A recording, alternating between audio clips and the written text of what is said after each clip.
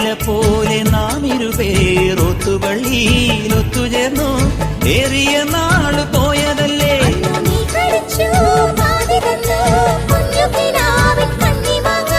ഓർത്തിരുന്നു കാത്തിരുന്നു ജീവിതമാകെ നേരിടുമ്പോൾ. നീ പച്ചത്തുരുത്തായി സ്വപ്നത്തുരുമ്പായി കൽവിയിലിരുന്നു.